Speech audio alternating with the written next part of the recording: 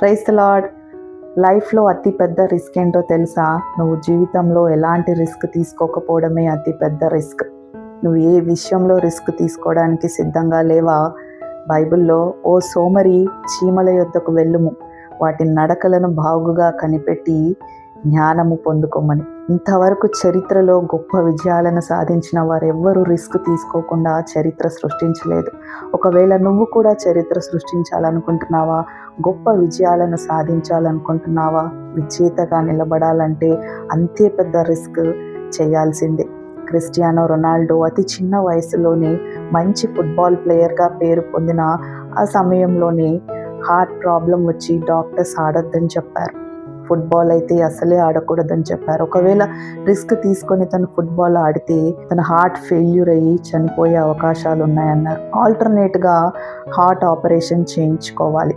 Heart operation చేయించుకుంటే తన లైఫ్కే risk. అయినప్పటికీ క్రిస్టియానో రొనాల్డో ఫుట్బాల్ ఆడకుండా ఉండడం కంటే లైఫ్ రిస్క్ చేసి తను హార్ట్ సర్జరీ చేయించుకోవాలని తన పేరెంట్స్ని ఒప్పించి తన జీవితాన్ని రిస్క్ చేసి ఆపరేషన్ చేయించుకున్నాడు. తర్వాత తను మళ్ళీ హార్డ్ వర్క్ చేయడం మొదలుపెట్టాడు. మళ్ళీ ఫుట్బాల్ ప్రాక్టీస్ చేయడం మొదలుపెట్టాడు. మరి వరల్డ్ నంబర్ 1 ఫుట్బాల్ ప్లేయర్గా క్రిస్టియానో రొనాల్డో నిలబడ్డాడు. మరి నువ్వు కూడా ఇంత గొప్ప చరిత్రను సృష్టించాలనుకుంటున్నావా? కలలు ఎవరైనా కంటారు. కలలు సాకారం చేసుకోవడానికి దమ్ము ధైర్యం ఉండాలి. దేవుని సహాయముతో నువ్వు ప్రయత్నించు, హార్డ్ వర్క్ చెయ్యి, రిస్క్ తీసుకొని నువ్వు ముందుకు వెళ్ళు.